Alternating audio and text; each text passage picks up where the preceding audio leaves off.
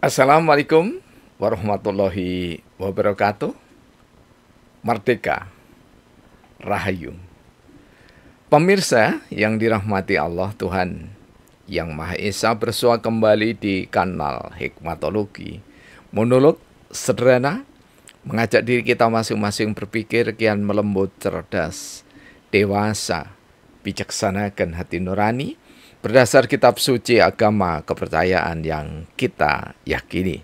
Tentu upaya serius terus-menerus tak kenal putus untuk menghayati, memperdomani, mengamalkan nilai Pancasila niscaya dalam kehidupan sehari-hari.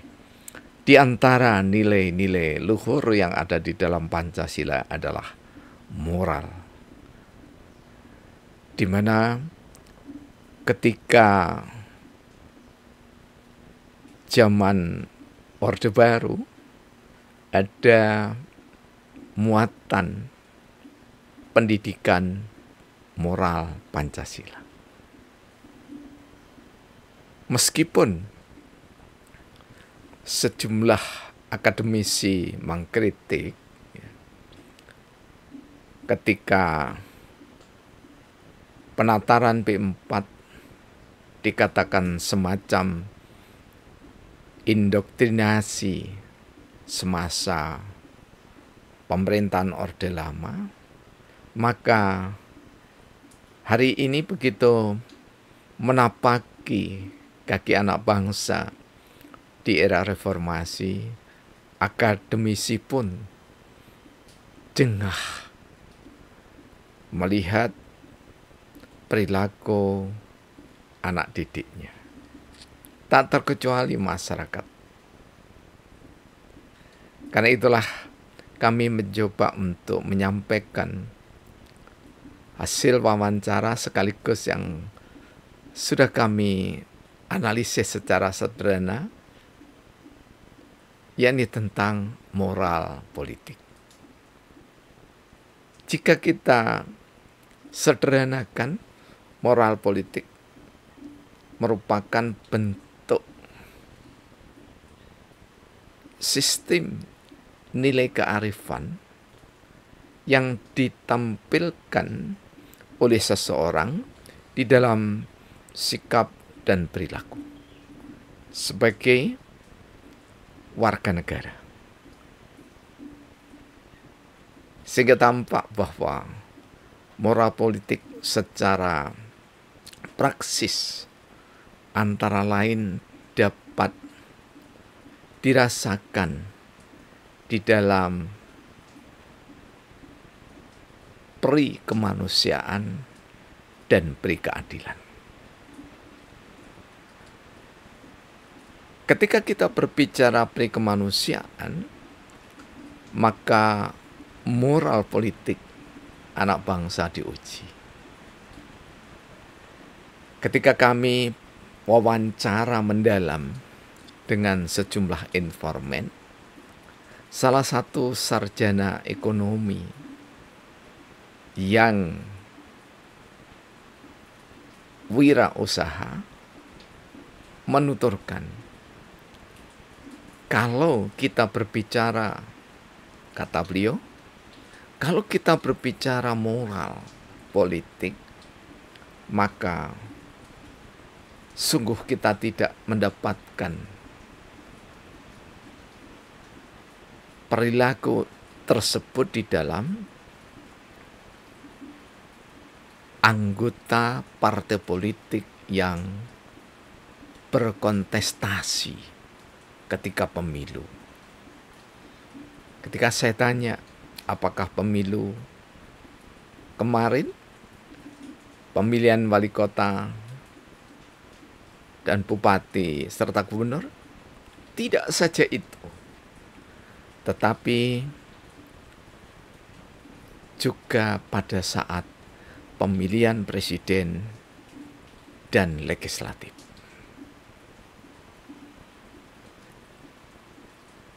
Sungguh sangat mengagetkan, informan yang lain menyampaikan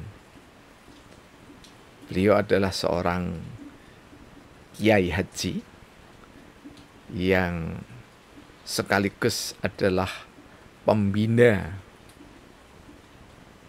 takmir masjid dan pembina jamaah Nahdlatul Ulama, menyampaikan dengan lugas kapan kita bisa mendapatkan calon-calon legislatif jika moral tidak ada. Beliau mengawali dengan pertanyaan justru. Saya pun menimpali apa, saya panggil Abah, beliau memang lebih senior dari saya. Bah, apa yang panjenengan katakan? Beliau mengatakan bahwa ketika seseorang yang tampilannya ketika khutbah Jumat, ketika ceramah, dalilnya bagus, fasih, makhrajul hurufnya, fasih bahasa Arabnya, tetapi begitu masuk di dalam partai politik, kata Abah tersebut, saya justru sangat kecewa. Karena dia rumahnya di satu tempat, kemudian karena di tempat itu menurut perkiraannya tidak ada yang memilih, maka dia berganti tempat daerah pemilihan. Yang lebih mengecewakan yakni adalah pindahnya dari daerah pemilihan dalam satu kota itu dengan membeli. Jadi membeli dari calon atau bakal calon legislatif sekian puluh juta. Ya. Beliau mengatakan ada 7-nya pokoknya. Saya bilang 7 juta. Tidak. 700 juta. Tidak. Berarti 70 juta. Iya. Moral politik apa? Beliau lagi-lagi dengan nada bertanya. Moral politik apa yang ditunjukkan oleh bakal calon legislatif kalau sudah jual beli wilayah, jual beli suara seperti itu? Ini mubalek katanya. Ini seorang ustadz, bagaimana yang bukan ustadz? Nah, sementara informan yang lain sama mengatakan esensinya. Saya sangat senang ketika ada pemilihan umum. Bahkan kalau boleh pemilihan umum itu berulang-ulang. Karena mereka membeli suara. Calon-calon legislatif memberi suara. Calon-calon wali kota membeli suara. Calon-calon bupati membeli suara. Dengan sembako. Kami koordinator, pas waktu itu yang kami wawancari koordinator, sangat senang. Karena paling tidak kami mendapatkan sembako minimal 6 bagian dari satu calon.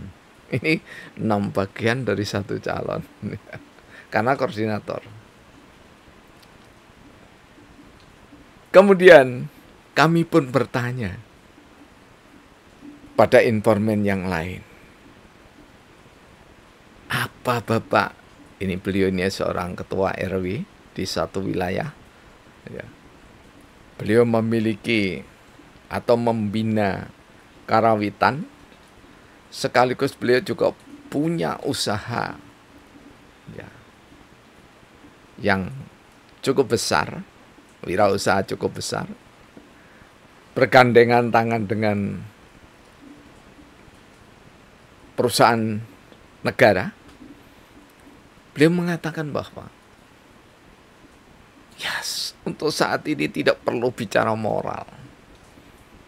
Karena kita tidak melihat mereka itu memiliki moral. Itu tadi sudah 5 orang. Kemudian ketika kami tanya pada informan yang lain, apakah calon-calon yang ada di sini tidak menggunakan sembako untuk mendapatkan masa? Jawabnya seperti tadi di depan.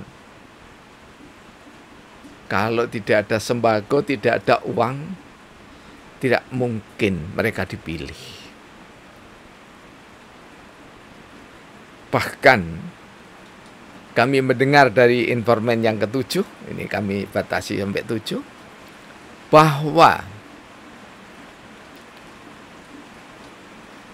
seseorang yang jadi anggota legislatif di satu kota itu habisnya 2 miliar. Padahal itu legislatif setingkat kota. Kita bisa membayangkan secara praksis, dianalisis dari segi psikologi, dia sudah mania politik. Kalau bahasa kami adalah politik. Semua yang kami sampaikan tadi dalam bahasa kami adalah mereka melakukan perilaku politik. Poli, negara, licik, pengecut. Jadi berbangsa bernegara, tetapi sikap perilakunya tidak lebih sekedar pengecut. Karena perilaku pengecut itulah, maka rakyat tidak banyak berharap, bahkan tidak punya harapan bahwa kian hari semakin bagus moral politik dari generasi berikutnya. Mengapa? Karena contoh-contohnya adalah orang-orang yang gagal dalam mengemban amanah ketuhanan yang Maha Esa, gagal mengemban amanah peradaban, gagal mengemban amanah kesetaraan untuk bersatu, gagal dalam mengembangkan wilayah kedaulatan rakyat, gagal dia untuk mewakili rakyat, gagal dia mementaskan keadilan. Karena kegagalan itulah bukan semata-mata perilaku dari para politikus, tetapi kalau kita pinjam dari terminologi budaya politik Gabriel Elman dan Sidney Barba, maka perilaku menyimpang seperti ini membuat rakyat jatuh, katanya Iris and Proto,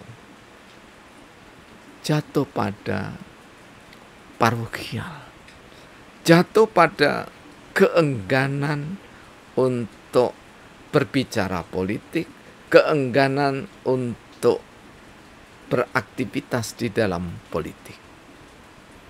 Karena itulah lagi-lagi kami menawarkan lewat riset yang kami tumbuh kembangkan, bangsa kita harus merevolusi diri bersama masyarakat untuk membangun partai profesional agar seluruh peserta kontestasi benar-benar memiliki moral politik yang tinggi, mampu untuk menampilkan dirinya bahwa dirinya memang pantas disebut orang yang ketika sumpahnya menyebut Tuhan yang Maha Esa, pantas dirinya disebut manusia beradab, pantas dirinya disebut manusia yang tidak merusak persatuan dan kesatuan bangsa, pantas dirinya mewakili rakyat berdasarkan hikmah kebijaksanaan dalam permusyawaratan perwakilan, dan mampu secara moral untuk menegakkan keadilan sosial bagi seluruh rakyat Indonesia. Sekali lagi, tidak ada solusi di dalam demokrasi, karena demokrasi itu sendiri kita ketahui lebih menyembah massa ketimbang mengingat, bukan menyembah, mengingat Tuhan saja tidak, apalagi menyembahnya. Karena itulah tidak ada keterlambatan, tidak ada kata terlambat untuk kembali kepada asas prinsip Pancasila seluruh partai dan organisasi massa. Seperti yang kami gambarkan di dalam peta hikmatokrasi partai politik Indonesia. Terima kasih, semoga bermanfaat. Mohon maaf atas kekurangan, kesalahan. Wassalamualaikum warahmatullahi wabarakatuh. Merdeka! Rahayu!